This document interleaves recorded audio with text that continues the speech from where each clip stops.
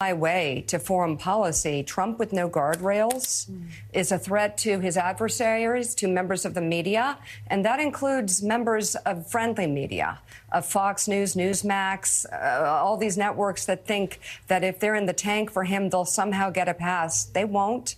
He turns on everybody. Republicans, Trumpers voting, can't call them Republicans really, for Donald Trump are voting against themselves because their freedoms, too, in this country will be taken away.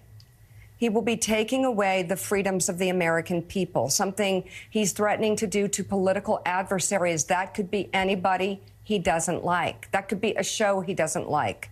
That could be something said at a baseball game that he doesn't like. Does that sound crazy? Oh, she's crazy. She's overreacting. Hold on. No, hold on. Let me just bring it back to reality. It's not an overreaction. It's actually what he's saying. You can talk about what he's saying, or you can look at what he's saying. And I am imploring the American public to listen to what he's saying, because he's already done this. He's already taken away freedoms. And if I sound repetitive, that's okay. I'm hoping it'll break through.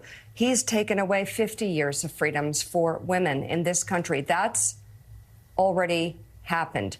Women's access to life-saving health care is gone under Donald Trump and his strict abortion bans. And women have been bleeding out. They've been sterilized. They've been forced to suffer and even die because of the freedoms that Donald Trump has taken away from women in America. So when I talk about the concerns here at home, they're very real. As real would be, and this is where, Katty, I'd love for you to comment, what would our position in the world be with Donald Trump as president again? So I've covered 6 American elections now, and in this election, we have 2 former secretaries of defense, a former Joint Chiefs of Staff, a former National Security Advisor, and a former Chief of Staff of Donald Trump's, all saying that he is unfit to be President of the United States. That's a fascist fact. To the core. Fascist to the core is what one of them said. I've never covered an election in America, and I don't think there has been one in modern times, where you've had that array of senior people from the national security side, the people who are charged with helping protect the United States' interests and security, who have come out and said this person should not be sitting in the Oval Office. I mean, it just...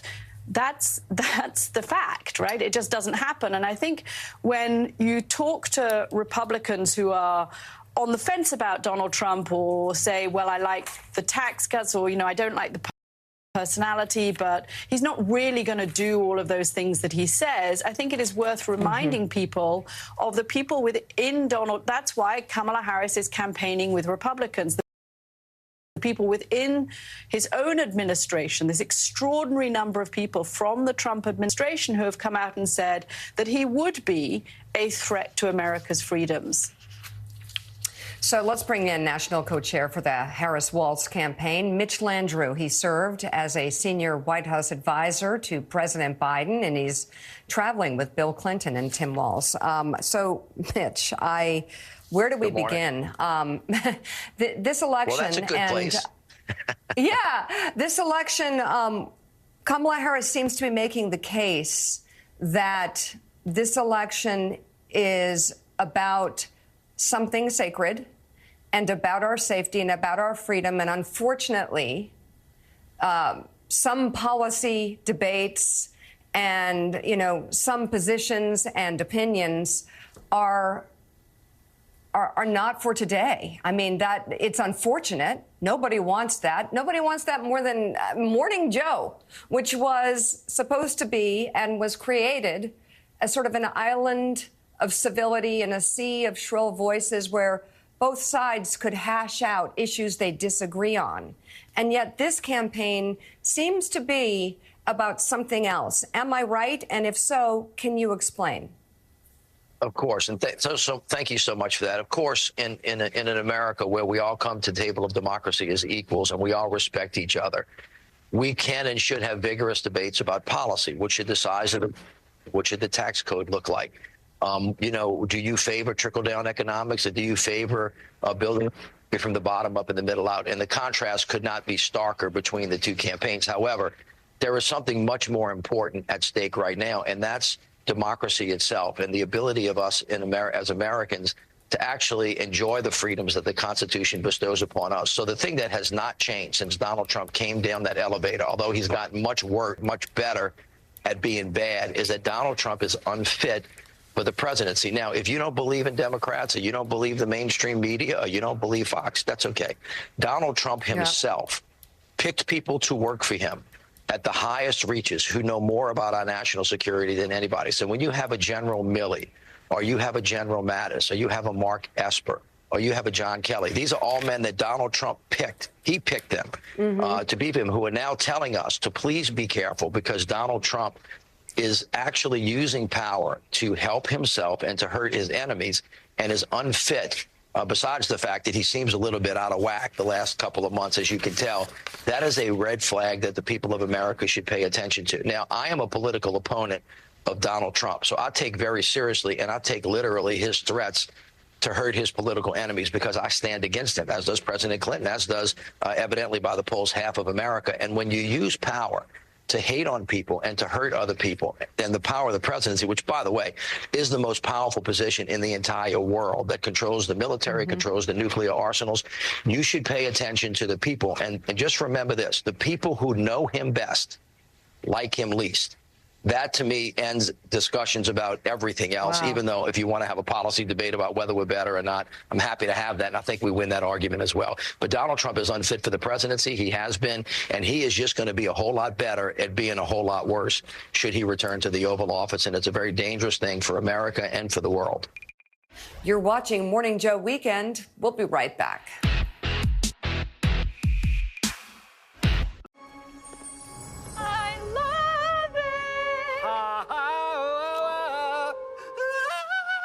That's my line. There's no place like Target to shop everything wicked.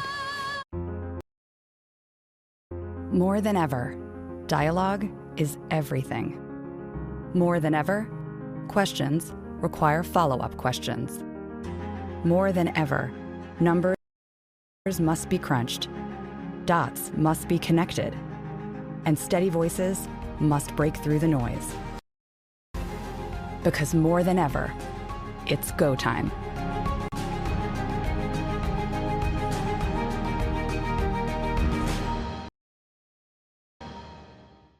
You could not get on the internet and the phone at the same time. Had parents that sort of took care of a lot of things for us.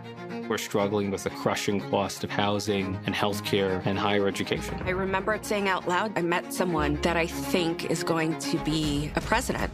Millennials, born between 1980 and 1996. Music piracy ended up being a source of music discovery. Television just all of a sudden explodes.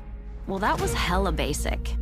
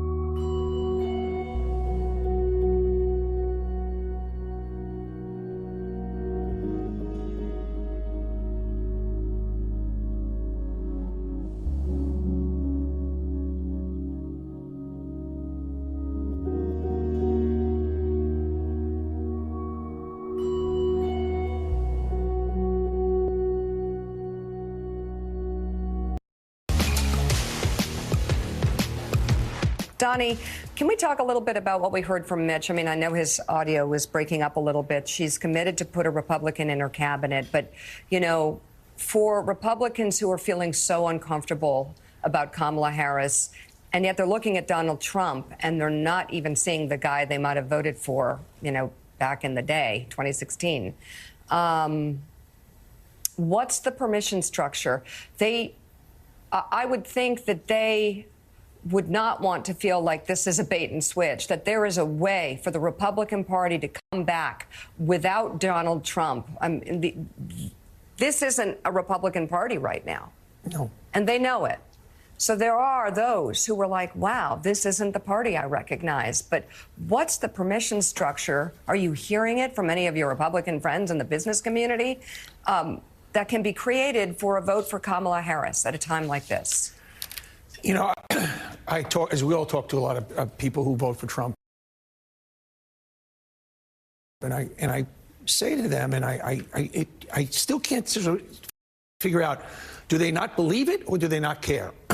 Do they not understand that our freedom is on the line? Do they not get that, or do they just not care? Do they take freedom for granted at this point? You know, when you hear a Mark Milley, so, yeah. a man who has served this country, a great man, Joint Chiefs of Staff, Chairman of the Joint Chiefs of Staff, literally say, who's been in the room with him and say he is a fascist to the core. He is a danger to America. Do they think he's making that up? Do they just so care about their 3% tax cut? What is it? And I challenge people, and I say, you do understand that he will turn on this country, and he will turn us into Hungary. Do you not understand the freedoms that started, as you brought it up? It started with Roe v. Wade. It will continue. It will continue by putting his enemies in jail. It will continue on having unfree media. Are there people around this table that are really worried? Rev, are you worried going forward that you're on a list if Donald Trump is elected? Yes or no? I'm convinced I'll be on the list. I am too. I don't know how we're not going to be. And think about that. This is America. This is the United States of America, and people in the media, like the Rev, have to be concerned that they may be on a list. I have people saying to me, Donnie, are you worried? This is America. And yet people will still give permission to vote for Donald Trump. What's wrong with us?